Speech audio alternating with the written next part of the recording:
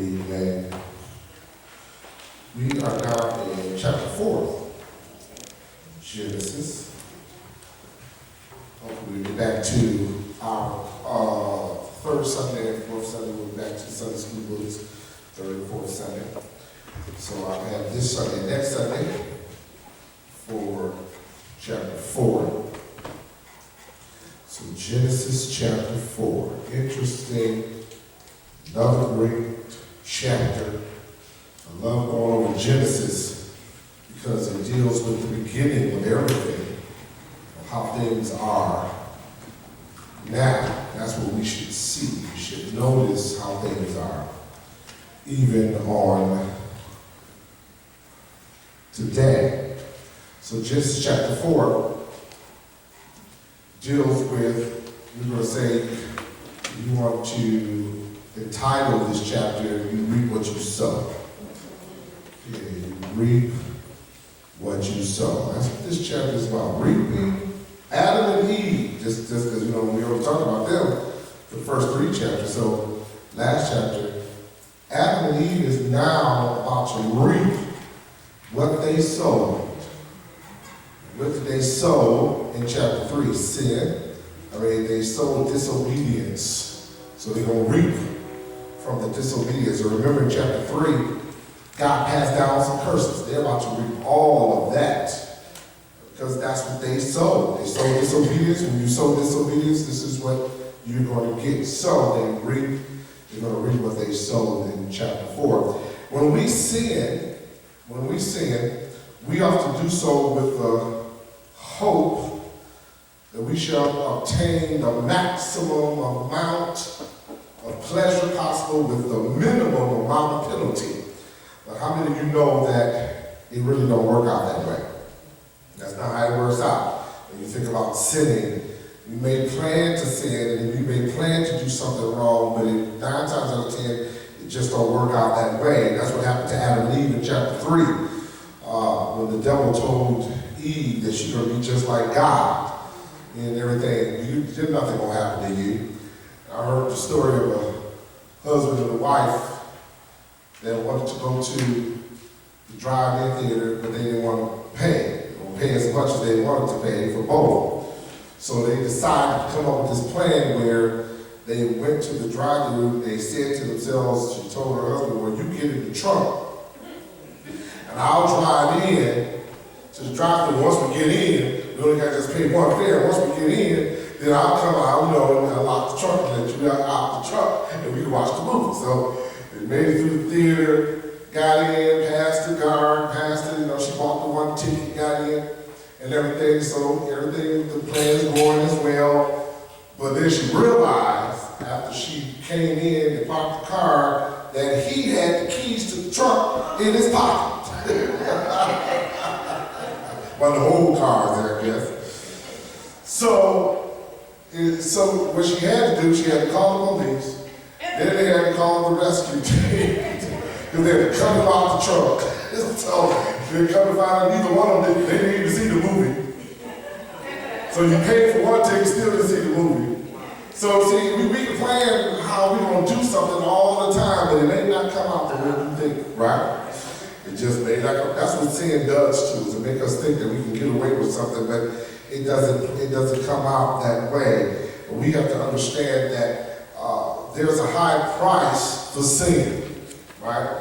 The ride may be short, but the price is high. So at first glance, we look at chapter 4. At first glance, we look at it and we see that the forbidden fruit that was eaten by Adam and Eve, we don't see that much consequences yet. We didn't see it in Adam and Eve in chapter 3 because we didn't read further what happened to them. But now, starting from chapter 4 on, you're going to see what Adam and Eve reaped because of what they sowed of disobedience to God, right? We think it was just a mere misdemeanor. No, it was devastating. It was tremendous. What they did was a travesty. They don't even understand how deep their sin affected everything until now.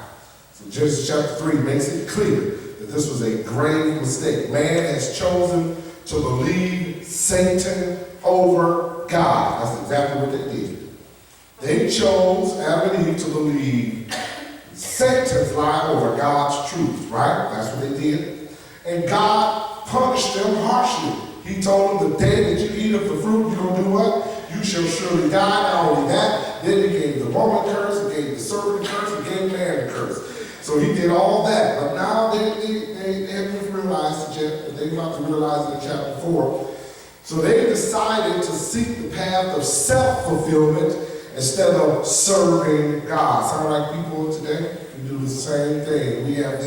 We're on this path of self-fulfillment than on serving God. So they believe the devil. But now we come to the point in this 4th chapter of Genesis. We clearly see, and we quickly see, Satan's promise was a complete lie. Everything he told Eve was just a lie. Oh, she's about to find out real quick in chapter 4. Everything that he said was a lie. You didn't become like God. You're not like God. And so you're not better off than you were before you actually committed the sin. They are now about to realize that. I don't know if they knew it right away, but after they started having children, they really realized it, right? Chapter 4. So here, the real wages of sin, because you know Romans 3:23 tells you what? The wages of sin is what? Death. But the gift of God is eternal life. The wages of sin show up, chapter 4. You now are going to understand why things happen the way they happen. It's amazing to me when I listen to Christians, and I hear Christians make these statements. Christian folks, people that go to church every Sunday, people that say they know the Lord, that say they've been serving God for 30 years, you know, they make statements like, why is so much killing going on? Christians make this statement. Why is there rape and murder? Why are kids being abused? Why are the families breaking up? Where did homosexuality come from? Christians puzzled in their mind. Like they don't know what's going on with the world. You're going to find out today, chapter 4. It's been going on since, let me see how long. All the stuff that we're experiencing now, how long has it been going on? Oh, yeah, since chapter 3 in Genesis.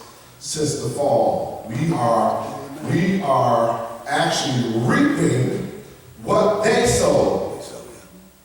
We're reaping what Adam and Eve sowed. And if Christians will look at that overall picture, that you live in a fallen world, a world full of what? Sin. This is the place we live in. And it's not going to get any better. I'm telling you right now, it's not getting any better.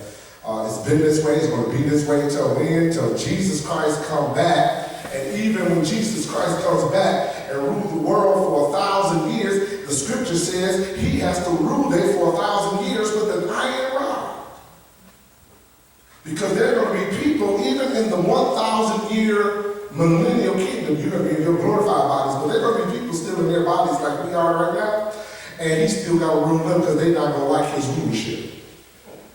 Even in the 1,000-year kingdom with Jesus Christ. So it's really, everything won't change until really at the end of that 1,000-year rule of Jesus. That's when he says, okay, I showed you how it was supposed to be. I showed you for 1,000 years how the earth was supposed to be ran by man. I'm the one, I'm perfect, the perfect ruler, so I'm showing you. I'll do it for 1,000 years. At the end of 1,000 years, then a new heaven and a new earth will come. Because this one's going to be wiped away. That's what that's so you got to understand, you're going to be living in this condition for a long time until the end of that time. So let's talk about the first time Adam and Eve saw the fruit of their labor. Let's see the first time where the sowing, the reaping of this decision that they made. Look at verse 1 and 2. Chapter 4, verse 1 and 2. I'll be reading from the New King James Version of the Bible. Let's see what happens.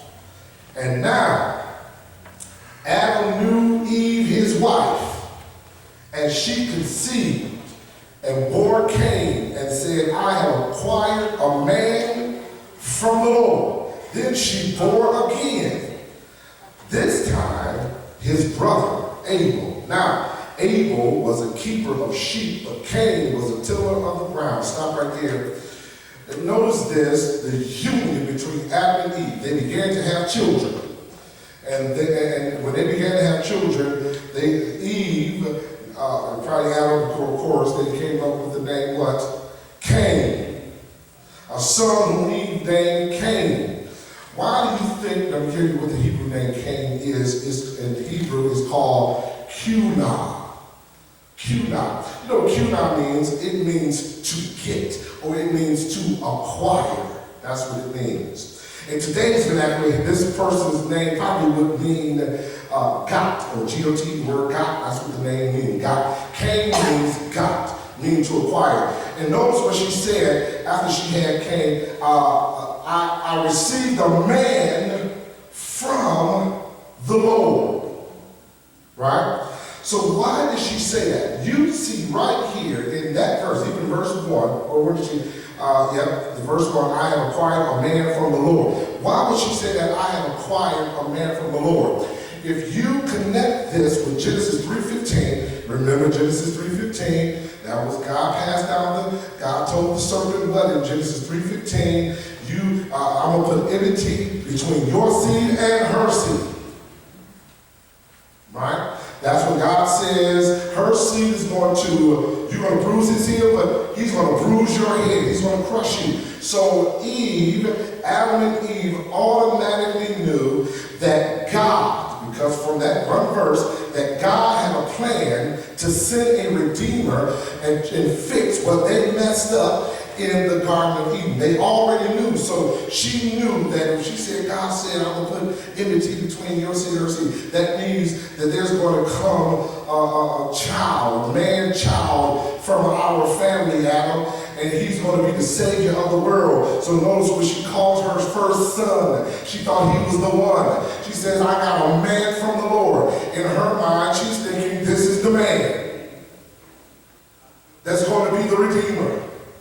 And they thought God was going to fix the situation real quick for them. They just thought that the redemption process was going to happen when they had the first child. So she thought, I got a man from the Lord. God's about to fix it. Maybe God was talking about this boy who's going to be the redeemer, who's going to come through us, Adam and Eve, that's going to fix everything. I got a man from the Lord. She was happy that she had a boy.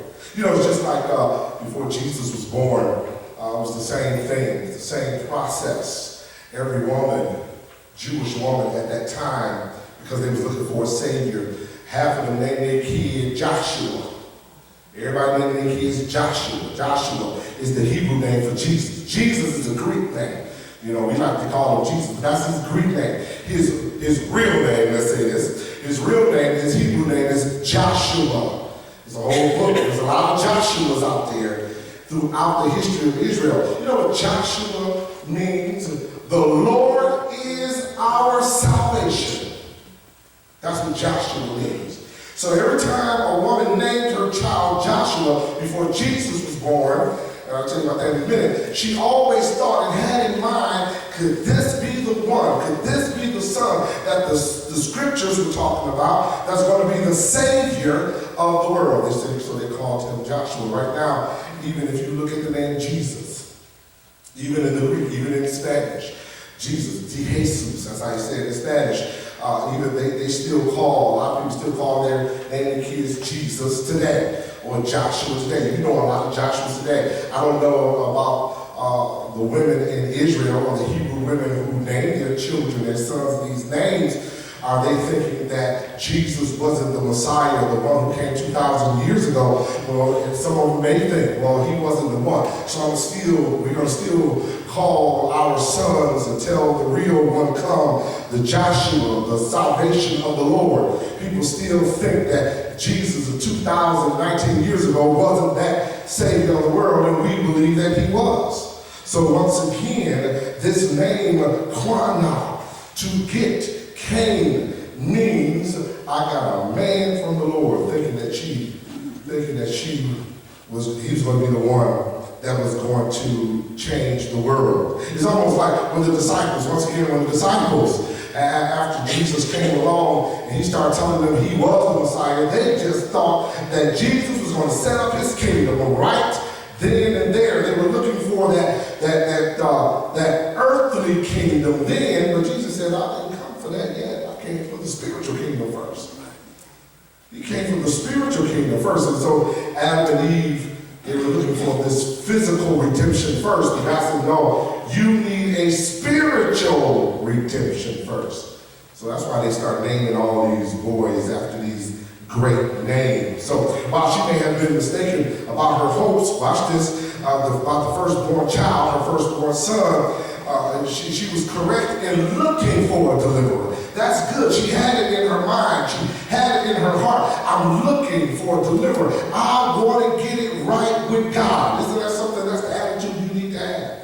At least she had that in her mind. She wasn't just naming her son Pookie and Ray Ray. No, she didn't just call him Pookie. She had a meaning why she called. I got my mind, God, I messed up with God, me and my husband, we messed up. We need a redeemer. Let's call our son, let's call him Cain. Let's call Cain is a good name, yes. Call him Cain. I got a man from the Lord. She was therefore correct in general, but mistaken. Have you ever looked up your name? Have you ever looked up your name, see what your name means? I don't know. They just called me this. I don't know. Look your name up. You see what it was. I'll tell you, I had a kid in one of my schools. His name was, what was his name? Here it is. I couldn't believe this was his name. But his name is Scantez. Yeah. Derivative of scantless.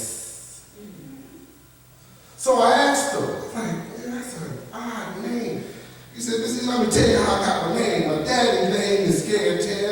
And, they said he was so scared, so he named me after himself. So I said, you don't need.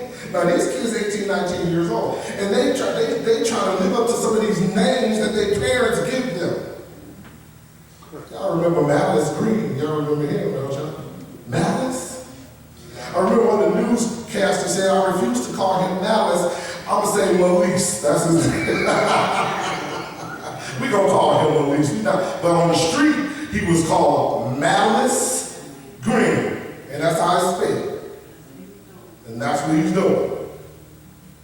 But when we think about our names, have you ever looked at your name to find out what your name meant? She said, I got a man from the Lord. And not only did she have one son, she had a second son. Right? She named him what? Abel.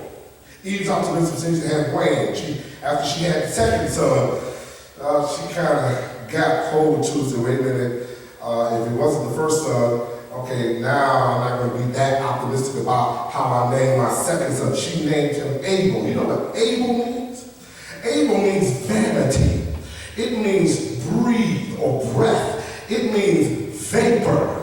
That's what Abel means. So perhaps Eve had learned by this time that the consequences of her sin were not to be quickly done away with. And she thought quickly, first it was Cain, he going to be redeemer. She found, I guess it's not going to be so quick. So let me call my second son breath. Let me call my second son vapor, because I thought it was going to be quick. In my vanity, I thought that it was going to be Cain that was going to be the redeemer. So I need to remind myself, God's going to do it in his own time. He's going to give us a redeemer in his own time. I'm going to remind myself, Cain reminds me that it's not going to be quick. Cain reminds me that I'm going to get a redeemer. Every time she mentioned their name, Cain and Abel. Now, when we get to chapters 5, 6, 7, and 8, you're going to find out that Cain got a wife. Remember, how did these people get a wife? And the cities were found, and it was only two of them. We'll talk about that when we get there. But I just want to get that in your mind, too. Because Cain, he's a wanderer, and next he run into a city. How can he run into a city? And I thought it was only them two. All right, we'll talk about that later. Watch this. So Cain was the symbol of Eve's hope, but Abel was a symbol of her despair. Because when she found out and realized that Cain, he's not the savior, then her second son she had. Now, just to let you know right now, the distance or age difference between Cain and Abel is not determined here. Okay? So you do know that they almost lived, that first generation of human beings, when I say first generation, I'm talking about those who, the first 1,000 years of human beings from Adam, could live up to be 1,000 years old. You do know that. So possibly it could happen this way. Cain was born one day and Abel was born 300 years later. And then they could have children after that. Adam lived to be how old? 800 or 700? Or 500 or so. Somebody look it up real quick. But he lived, like the scripture says, before he died, he was still having children. Before he died, 700, 800 years old. So he's having all his kids. So they're your cities right there. So the distance between the ages of Cain and Abel could be vast. They all lived to be 500, 600 years old. Right? And it didn't say that when Cain killed his brother Abel, they was 20. They were 18. They don't even tell you the age they were, does it? No. So we can speculate. So now we can speculate that when Cain walked out and found him a wife, I was like, oh, okay, now it does make sense. He 300 years before he got married. You understand that? The oldest person in the Bible at that time was Methuselah. 900 and something years old he lived, right? So when you read Genesis, remember you're going to run into pockets of time that skips a lot of time. It covers a vast amount of time. So don't think just because you see Cain and Abel's story here that they were the only two kids that they had at that time. We just picking out Cain and Abel's story here because Cain is the first man to kill his brother. The point that you need to get out of this chapter is a man committed murder. God wanted us to understand this story about Cain and Abel because Cain killed his brother. He committed the first murder. But it doesn't mean that they were the only two people left. They were the only two people on the planet at that time when he killed his brother. And no, it could have been 500 years later. It could have been older gentlemen at that time. You never know, but we do know it makes sense because if Cain leaves and finds the city, there had to be people somewhere. Right? So it could be a long period of time before that. I just want to put that in your mind because a lot of people have that, oh, that's his brother. How did he have other kids? And all that. That's what happened. So watch this. So Abel was able to now here's the thing about this too. Let's talk about the jobs that they had. So what kind of job did Cain have? Verse 1 says that Cain was a tiller of the ground, right? I think it's verse 2. Then she bore again, this time his brother Abel. Now Abel was a keeper of sheep, but Cain was a tiller of the ground. So Cain took care of the ground. Let's say he had a green thumb. Say that. He took care of the groundskeeper. He had gardens and all that good stuff. But Abel was what? A sheep herder, right? Abel took care of the sheep and the flocks. Now watch this. Cain's problem is not to be found in his means of livelihood. Cain's problem is found in himself. Let's look at verse 3 and 4. So don't think that Cain's problem was his livelihood, his job. His problem is within himself. Look at verse 3 and 4. And it says this, and in the process of time, it came to pass that Cain brought an offering of the fruit of the ground to the Lord. Verse 4, also Abel brought of the firstborn of his flock and of their fat. And the Lord respected Abel and his offering. Stop right there. Verse 5. But he did not respect Cain and his offering. And Cain was very angry and his countenance failed. Oh, wow. So, was it the job? Was it because Abel didn't like his job? Was it that he was the tiller of the ground? Can I tell you, I remember Martin Luther King when they sermon said, all labor, there's dignity in all labor. Never put anybody down in their labor, if it's legal with more, of course. But there's dignity in all labor. So was God mad at Cain's job and what he did for a living? Or was God mad at what Cain did? So let's talk about that. It wasn't the job. Cain was a tiller of the ground. That's what God wanted him to do. That's not what God was upset with, right? And he didn't have respect over Abel, over Cain. That wasn't a problem either. God is no respected person. It was what Cain presented before God, and it was what Abel presented before God. That's what caused God to separate Cain and Abel. Watch this. One was obedient and one was disobedient. That's all to it. That's all to it. One was obedient, one was disobedient. So what was the root? What was their being disobedient in? So watch this. Nobody had a problem of understanding this. In order to be forgiven of your sins, you have to give a blood sacrifice. They already knew that. Adam and Eve was the first. Because in order for God to put clothes on them, he had to kill some animals to sacrifice for them to be forgiven of their sins. We don't know how God revealed this to Adam and Eve and Cain and all the rest of the people, but they knew this. In order to be forgiven by God of any sin or to present yourself before God, you have to give a blood sacrifice. As a matter of fact, at this point, Adam, Cain, and Abel had committed sin we don't know of. So evidently, there could have been a rule that when you come before God, worship him, and you could have told their sons and daughters, listen, you need to bring at a certain time a blood sacrifice. That's all, that's the rule. Bring the blood sacrifice, right? That's all they had to do. Abel did it. Cain did it. So let's see what Cain did. Watch what he did. So we know that in order to be presentable before God, there must be bloodshed, right? So Cain's offering fell short. What did Cain bring God? Y'all tell me, what did he bring?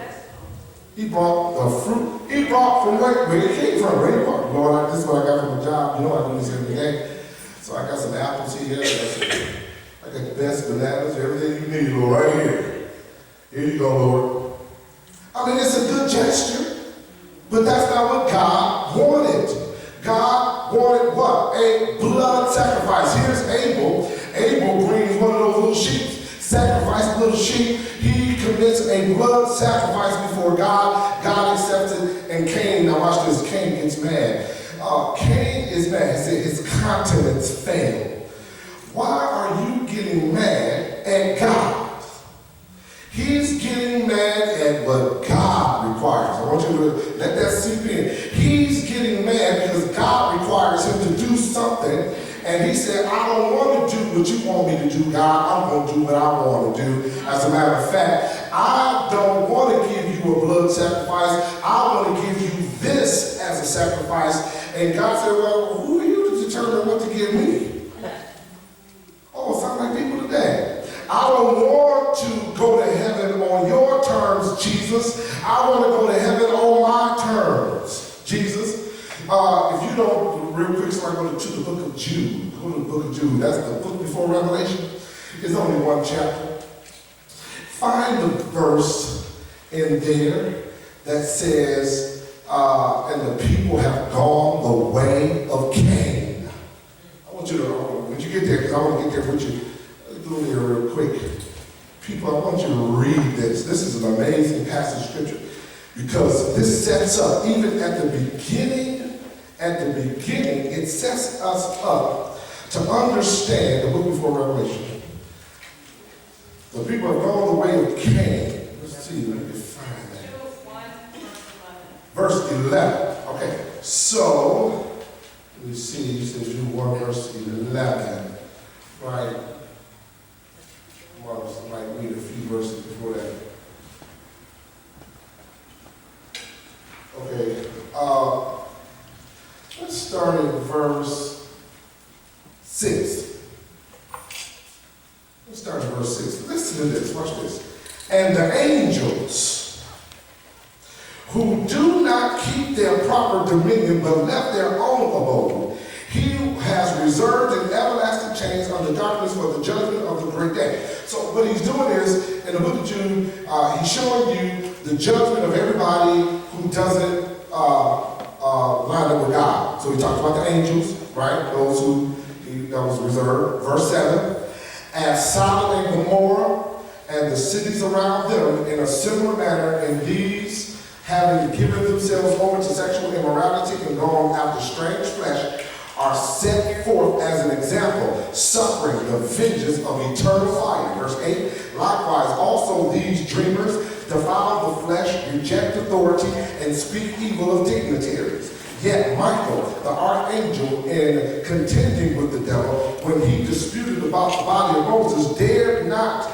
bring against him a reviling accusation, but said, the Lord rebuke you. Verse 10, but these speak evil of whatever they do not know, and whatever they know naturally, like brute beasts. In these things they corrupt themselves. Watch verse 11. Woe to them, for they have gone the way of Cain, have run greedily in the error of Balaam for profit, and perished in the rebellion of Korah. He mentioned 3 people. He mentioned Cain, Balaam, and Korah. And all 3 of them wanted to do it their way. All 3 are from Cain, from Balaam, and from Korah. They all disobeyed God and only want to do it our way.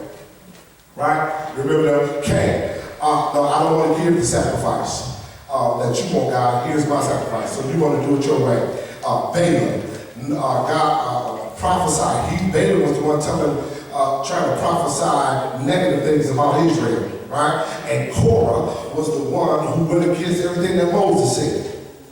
And so once again, people today want to do it their way instead of God's way, going the way of Cain. Cain's offering fell short because he don't want to do it God's way. Cain did not have any revelation that he should do it any other way but the way God wanted to do it. My question is, so why did he get mad? Yes. Isn't that what we see in the church period? People taking scripture and interpreting it for what it means to them. Yeah. And not what God's original intent. And we kind of see that's why you have different denominations and different beliefs on scripture. It's kind of that same thing. Right. People want to interpret scripture in their own feeling. What does the Bible mean to you? No, you can't say what the Bible means to me. What does the Bible mean? Not what it means to me. Because if you got your own private interpretation and you have your own private interpretation, then what is truth? What is it? If truth comes from all of us, no. Truth is already set. It is set by God. The standard is already set. We don't set the standard. God sets the standard. In other words, God sets the standard for marriage. God sets the standard for your finances. God is your standard. You are not the standard. We're supposed to follow along his standards, right? Not our own standards. They were clear. Even Christians today, in our own time, we have the advantage of seeing the matter. We understand what's going on here because we can look at the cross. We understand what Cain is doing because we now know that you got to put your faith in Jesus at the cross. But at that time, when Cain was going through this idea of rebellion against God, he wasn't looking past like his mother and father out waiting on the Redeemer. He was still looking at himself. He got mad because God asked him to bring a sacrifice, and he wanted to bring God whatever he wanted to bring. He was so mad. This is why I'll tell you. I think I told you this when I was here before, years ago. I want to see if you remember. Anger. You know what anger is? People say they're angry. Anger, watch this, always remember this. Anger leads to murder. Just remember that. Anger leads to murder. Cain was so mad, so disrespectful to God in his anger that he killed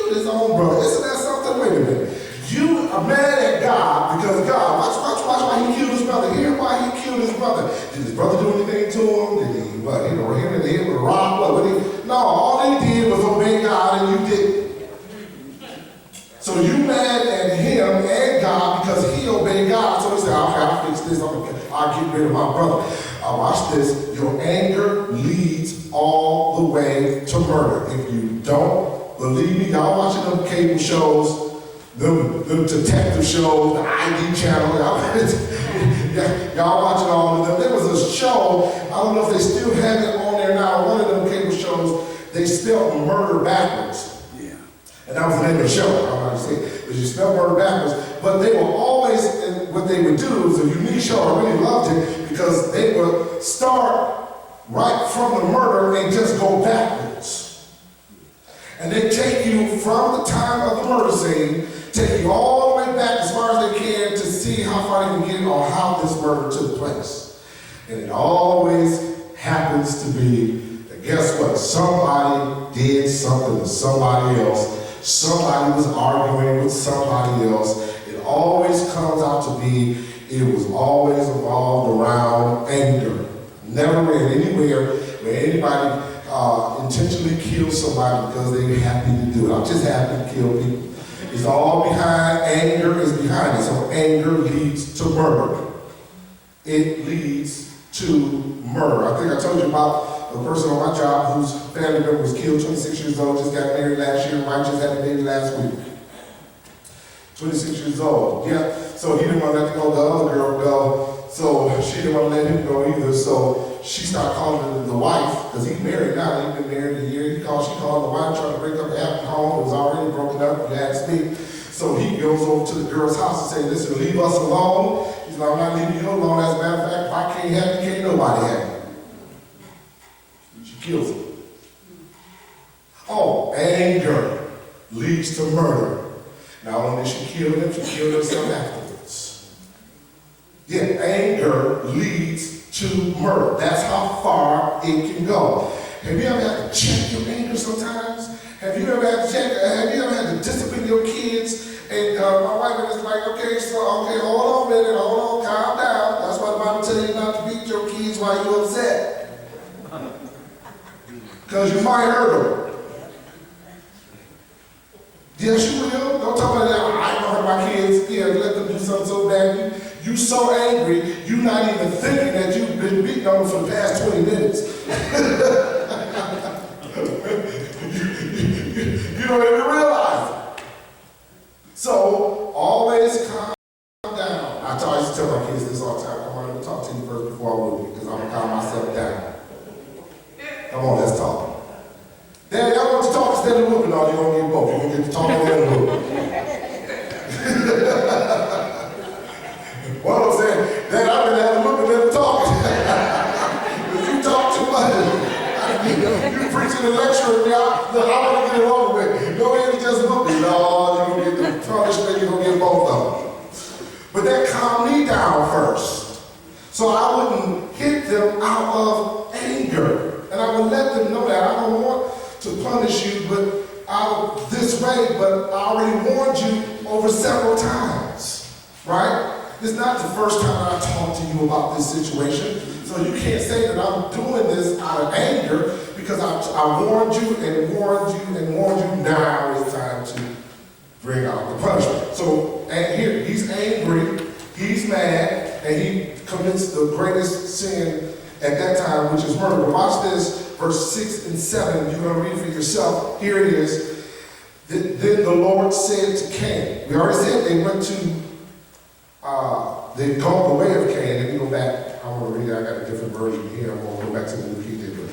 Chapter 4, verse 6 and 7. No, verse 6 and 7. So the Lord said to Cain, why are you angry? This is before he killed him. And why has your countenance fallen? Watch this, verse 7. If you do well, will you not be accepted? What does that mean? Watch this. And if you do not do well, sin lies at the door, and its desire is for you, but you should rule over it. He said, why are you so angry, Cain? If you live right, if you do what I tell you to do, you wouldn't be angry. So now I know why people are angry. Have you ever just walked up to people that just mean and angry all the time? And I used to talk to some of the kids, they walk in the door. I thank God I stand at the door every day. I try to make sure I stand at the door every day when the kids come in, because I'm telling you, when they come in, and I don't know what they've just been through. When I don't know. So someone come in crying, I'm seeing them come in crying, I see them working out at the door. And I have to grab them real quick and take them to my office so the other kids won't see. I've seen kids come angry, punch the door, and put their fist through a glass window. I've seen that happen. I just got into it with my mom in the car, and she just put me out. I had to walk 3 blocks to the rest of the school, so now they come to school all angry. Then you got the kids that come in, don't want to speak to you, looking down at the floor. I make sure I stand, look me in my eye. Good morning, how are you? Before I even talk about the clothes that she got on, I'm trying to say good morning. Before I don't want to say anything negative, but I just want to greet them at the door so they can see a smile on somebody's face. Nobody's really there to hurt you. I want you to understand, you need to calm that down. No, come on, you need a cup of coffee. What you need? Come on, I want to calm you down before you get to the classroom, because I can see it all over you that you're upset. So once again, if we can deal with anger, and that's the number one thing in a lot of our schools, but especially our teen kids, deal with anger. The question is, why are you angry? Who got you so upset that you're ready to hurt them? All the way even to murder. There was a girl in Warren in high school, because she found out that her best friend over 7 years was dating her ex-boyfriend. So she started texting both of them. Tomorrow, I'm going to kill you when I see you. Said this on the text. I guess they didn't believe her. She got to school at 8 o'clock, 8:45 in the morning, already had to put your knife in her bag. The girl going to the classroom, she just pulls out the knife. Teacher said she's teaching the class. The girl started chasing the girl around the room, called up with her, stabbed her, and the teacher finally got the knife from her, but by that time it was too late. She stabbed her several times. Why? She was angry. So don't tell me murder doesn't come from anger. Now, from anger, even if somebody raped somebody and murdered somebody and premeditated, where does that anger come from? It comes from somewhere.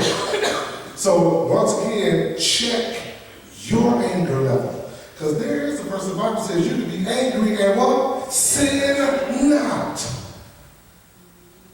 You can have a righteous indignation. You can be angry righteously. How is that so?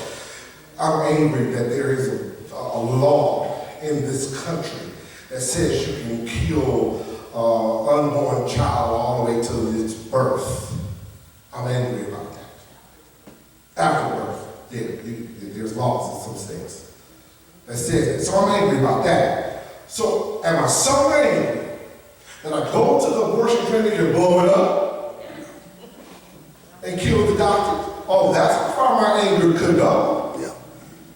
I'm so upset that I want to kill the people who commit these acts, even though it is the law for them to do it. Oh, it's not my law. I don't want it to be on the books. So I'm so angry. Anybody that think that, see, some people think this way. Their anger takes them that way. But my righteous indignation of being angry, instead of killing people and going up to the abortion clinic, how about let's get some people elected in some legislation so we can change some laws. Let's talk about that. That's how you be angry. Martin Luther King Jr. in the Civil Rights Movement knew exactly what that meant, how to use your anger the right way. And I remember he has this real thick old book that he wrote about the Civil Rights Movement.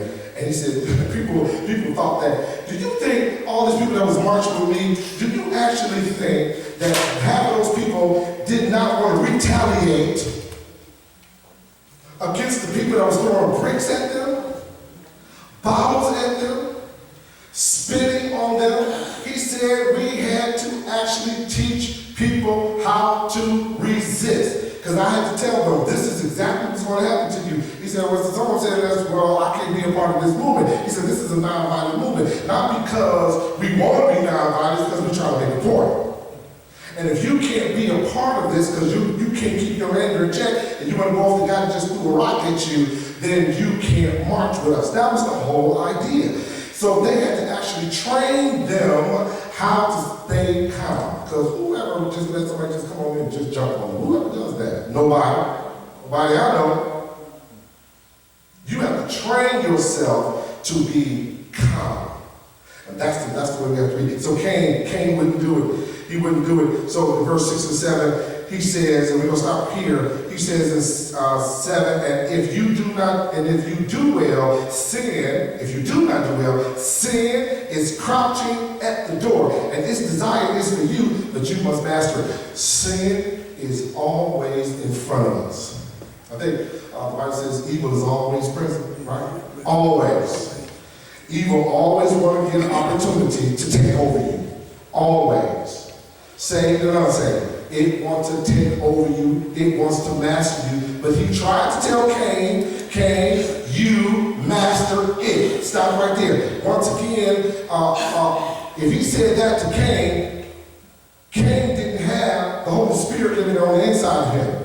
You have the Holy Spirit living on the inside of you. So you have to keep your anger in check to the point where you have to call on God each and every day and say, God, help me keep my anger in check. So we can never use the excuse, Christians, that these people made me so angry that I hurt them. Road rage. Where did that come from?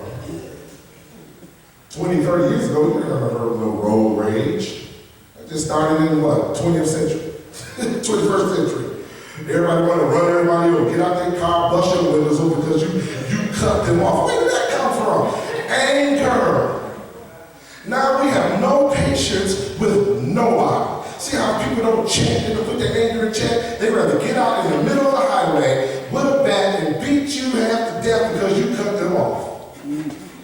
And now you think about that you got a car too, and you have a gun in your car, and go beat them to the punch. They don't even have a clue about that. So it's amazing to me how people let their anger take control. And when your anger takes control, sin is right there waiting, just clapping. Oh yeah, they gonna beat each other to death. Watch this. They so angry, they don't even know how to control themselves. That's why when I hear about people, and you just heard about the latest shooting in Virginia, a disgruntled employee, he still worked there. I don't know what he was upset about. He was so upset, and his anger was on. Went back to work because he wasn't fired.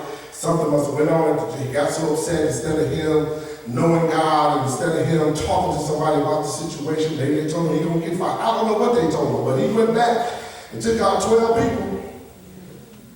And the cop said when he came out the door, when he saw them, he just opened fire because he knew they was coming after him. So he opened fire on them, and we had to shoot. Because he wanted to die. So the thing is, when we don't put our anger in check, that's why you see what you see on the news. When you see people cutting up in the lines in these stores, that's because they don't have any anger in check. When you see people fighting over a shoe because it's the first time it came out, or a phone, and they ready to run somebody over with a buggy in the store and then beat you half to death with it. Isn't that something? Anger. And we've never seen this type of level. And that shows you how far our society has become out of control. We don't control ourselves and our anger. But guess what? I don't expect Christians to live this way. And God doesn't either. Because you have the Holy Spirit. He'll keep you in check. He'll keep your anger in check. He'll keep you from cussing somebody out. Yes, he will. But you got to call on him. He'll keep you from hurting somebody. He'll keep you from killing somebody. Yes, he will. I don't care what they did to you. He can keep you from harming someone else.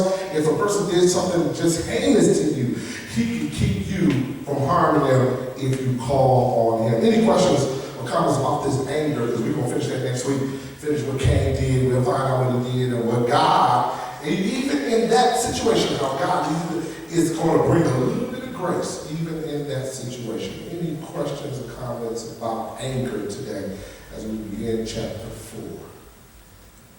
Amen, amen. So thank God for you. So next week, continue reading chapter 4. Hopefully we can finish chapter 4 next week, and then we will continue with our substitute superintendent. Come on, man. Let's give the Lord a hand up and praise. Yes.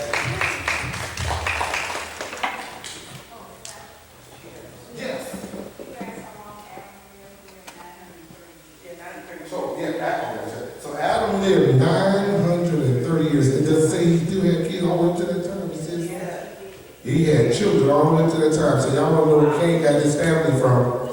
And these cities were built before Adam was even dead. So just remember that. We'll talk about that when we get to chapter 5.